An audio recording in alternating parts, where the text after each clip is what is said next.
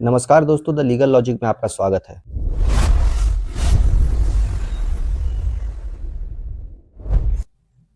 संविधान बनने के बाद हम सुप्रीम कोर्ट और कॉन्स्टिट्यूशन के रिश्ते को समझेंगे। ये वीडियो 2 पार्ट में होगी। इस पार्ट में हम जुडिशियल एक्टिविज्म की शुरुआत को समझेंगे और बात करेंगे 1947 से लेकर 1971 के दौर की। तो चलिए वीडियो शुरू करते हैं। कॉन्स्टिट्यूशन किसी भी देश का फंडामेंटल लॉ होता है जो ये तय करता है कि सरकार कैसे बनेगी, सरकार कैसे चलेगी और सरकार के क्या क्या पावर्स होंगे। इंडिया काफ़ी समय से गुलाम रहा था, पहले मुगल्स का, बाद में ब्रिटिशर्स का, और ये सपना हमेशा सपना रह गया कि एक ऐसा देश हो जहां हमारा राज्य हो, जहां लोगों के अधिकार को पहचाना जाए। तो हमें सिर्फ एक देश नहीं बनाना था, एक ऐसा समाज बनाना था जहां पे जस्टिस हो, लिबर्टी हो, इक्वेलिटी हो, फर्टर्निटी हो। और यही बात हम अपने प्रियम्बल में भी देखते हैं। कॉन्स्टिट्यूशन को हमें सर्वोच्च रखना था, इसलिए हमने रिजिड सेपरेशन ऑफ पावर के जगह पे डिस्ट्रीब्यूशन ऑफ पावर को चुना।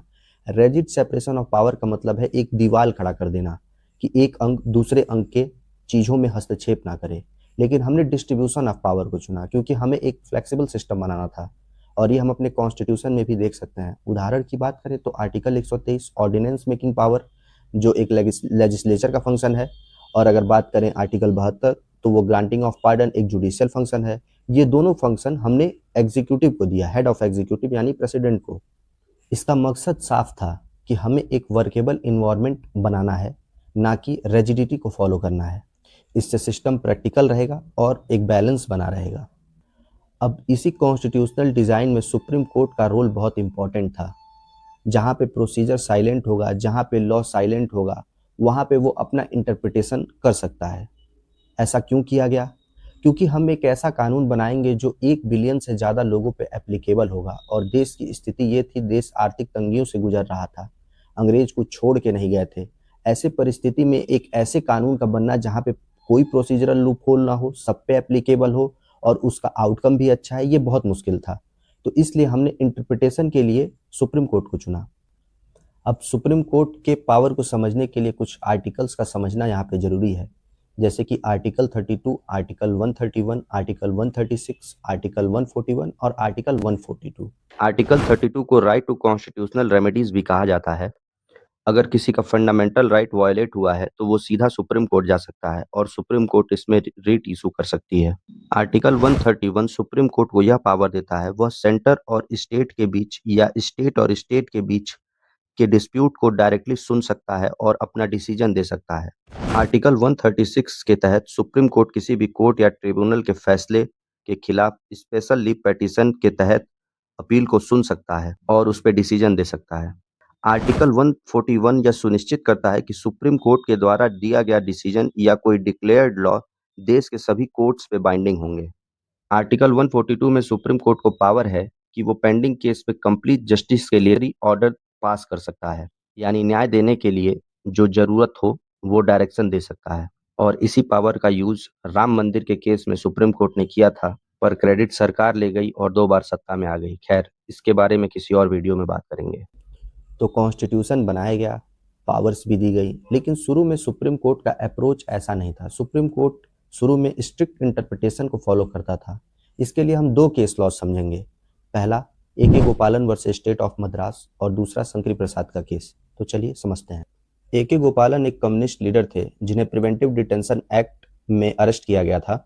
ए के गोपालन का कहना था कि प्रिवेंटिव डिटेंशन एक्ट 1950 उनके आर्टिकल 14, आर्टिकल 19, आर्टिकल 21 और आर्टिकल 22 के अगेंस्ट में है। आर्टिकल 14 2 इंपॉर्टेंट बातें कहता है, इक्वालिटी बिफोर लॉ और equal protection of laws. Equality before law यानी लॉ के सामने कोई भी व्यक्ति स्पेशल नहीं है। इक्वल प्रोटेक्शन ऑफ लॉज यानी सिमिलर सिचुएशन वाले लोगों के साथ लॉ सिमिलर ट्रीटमेंट करेगा। आर्टिकल 19 सिटीजन्स को बेसिक फ्रीडम देता है, जैसे स्पीच, मूवमेंट, एसोसिएशन, प्रोफेशन। इसलिए डिटेंशन इन फ्रीडम को प्रैक्टिकल लेवल पर रिस्ट्रिक्ट कर देता है। Article 21 life and personal liberty की बात करता है, लेकिन लाइफ एंड पर्सनल लिबर्टी को प्रोसीजर स्टैब्लिश बाय लॉ के अकॉर्डिंग वंचित किया जा सकता है।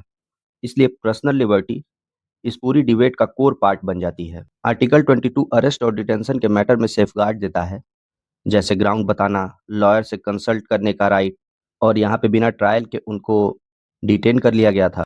जहाँ पे गवर्नमेंट सिक्योरिटी की बात हो, भले ही वहाँ पे ऑफेंस हुआ हो या नहीं, प्रिवेंटिव डिटेंशन एक्ट उसी चीज़ को प्रिवेंट करने से रोकता है। प्रिवेंटिव डिटेंशन एक्ट तब अप्लाई होता है जब नेशनल सिक्योरिटी की बात हो और किसी पर्सन से डर हो कि वो नेशनल सिक्योरिटी को नुकसान पहुंचा सकता है, तब उसे प्रिवेंटिव डिटेंशन एक्ट में अरेस्ट किया जा सकता है। दिया गया है प्रोसीजर इस्टेब्लिश्ड बाय लॉ, वहाँ पे सिर्फ एक वैलिड लॉ की बात की गई है या लॉ के वैलिडिटी को भी हम चेक कर सकते हैं कि वो रीजनेबल है या फेयर है।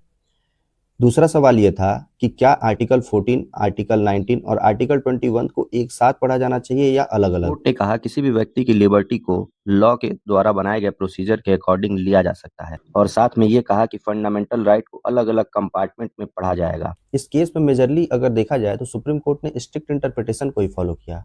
हाँ, उसने सेक्शन 14 को कहा कि ये आर्टिकल 22(5) के अगेंस्ट में है, लेकिन ओवरऑल पिक्चर देखी जाए तो उसने स्ट्रिक्ट इंटरप्रिटेशन को ही अपनाया। अब बात करेंगे फर्स्ट कॉन्स्टिट्यूशनल अमेंडमेंट और शंकरी प्रसाद के केस की। देखिए, अमेंडमेंट का मतलब ये होता है कि एग्जिस्टिंग लॉ में कोई भी चेंज करना, उसको रिपील करना, उसमें कुछ ऐड करना या कुछ सब्सट्रैक्ट करना। फर्स्ट कॉन्स्टिट्यूशनल अमेंडमेंट में आर्टिकल 31A और 31B लाया गया था और 9 शेड्यूल बनाया गया था। यही चीज शंकरी प्रसाद के केस में चैलेंज हुआ। चलिए पहले आर्टिकल 31, 31B और 9 शेड्यूल को समझ लेते हैं। आर्टिकल 31A का मतलब था कुछ लैंड रिफॉर्म्स और प्रॉपर्टी से जुड़े हुए लॉज को स्पेशल प्रोटेक्शन दी जा सके ताकि उन्हें फंडामेंटल राइट के बेसिस पर स्ट्राइक डाउन न किया जा सके। आर्टिकल 31B एक और स्ट्रॉन्गर प्रोटेक्शन दी जाती है। जो लॉज 9 शेड्यूल में डाले जाएंगे उन्हें पार्ट 3 के बेसिस पे चैलेंज नहीं किया जाएगा।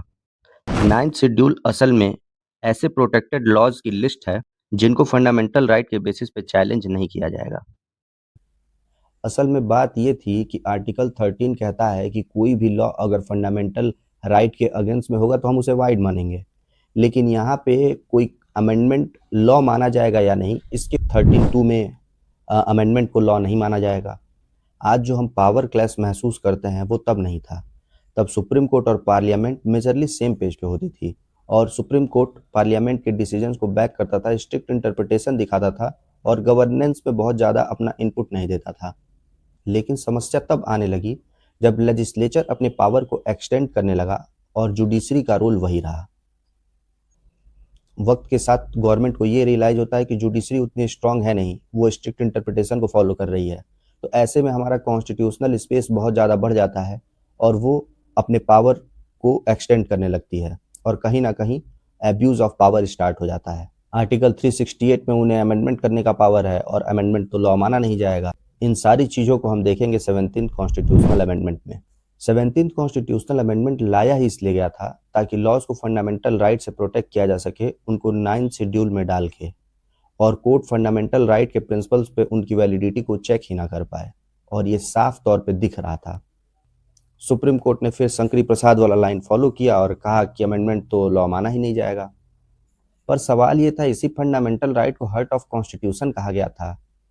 अब लॉ को 9 शेड्यूल में डालो और वो फंडामेंटल राइट को दरकिनार कर दे, ये सही तो नहीं है। फिर 1967 में 17th कॉन्स्टिट्यूशनल अमेंडमेंट दोबारा चैलेंज होता है गोलकनाथ के केस में, और यहाँ पे सुप्रीम कोर्ट का अप्रोच बदलता हुआ दिखता है। Golaknath versus state of Punjab के केस में पंजाब के लैंड सीलिंग लॉज और उन्हें प्रोटेक्ट करने वाले कॉन्स्टिट्यूशनल अमेंडमेंट को चैलेंज किया गया था। 11 जजेस की बेंच ने 6-5 की मेजॉरिटी से कहा कि कॉन्स्टिट्यूशनल अमेंडमेंट भी आर्टिकल 13 के सेंस में लॉ हो सकता है, इसलिए पार्लियामेंट फंडामेंटल राइट को अमेंडमेंट के जरिए टेक अवे या एब्रिज नहीं कर सकती। अभी तक कोर्ट ने बहुत स्ट्रिक्ट इंटरप्रिटेशन दिखाते हुए हर चीज़ों को बैक किया था, लेकिन यहाँ पे एक काफ़ी डायनामिक और लिबरल अप्रोच कोर्ट का देखने को मिलता है।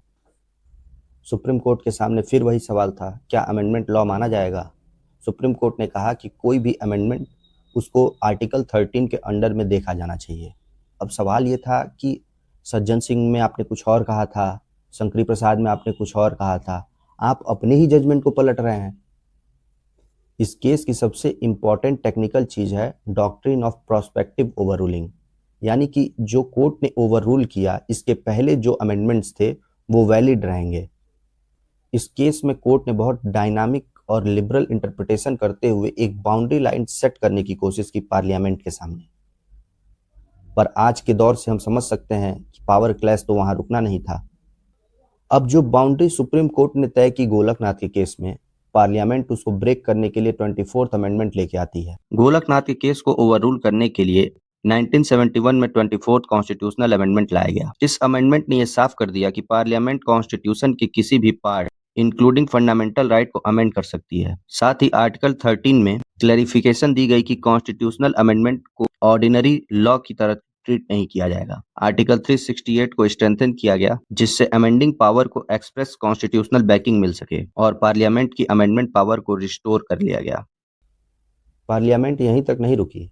पार्लियामेंट ने फिर 25th कॉन्स्टिट्यूशनल अमेंडमेंट पर डीपीएसपी के प्रिंसिपल्स को फंडामेंटल राइट के ऊपर करने की कोशिश। 1971 में 25th कॉन्स्टिट्यूशनल अमेंडमेंट आया और आर्टिकल 31C को इंसर्ट किया गया। आर्टिकल 31C आर्टिकल 39 को प्रोटेक्शन देता था। कोई भी लॉ आर्टिकल 39B और आर्टिकल 39C को इम्प्लीमेंट कराने के लिए बनाए गए हैं, तो उन्हें आर्टिकल 14, आर्टिकल 19, आर्टिकल 31 के बेसिस पर चैलेंज नहीं किया जाएगा।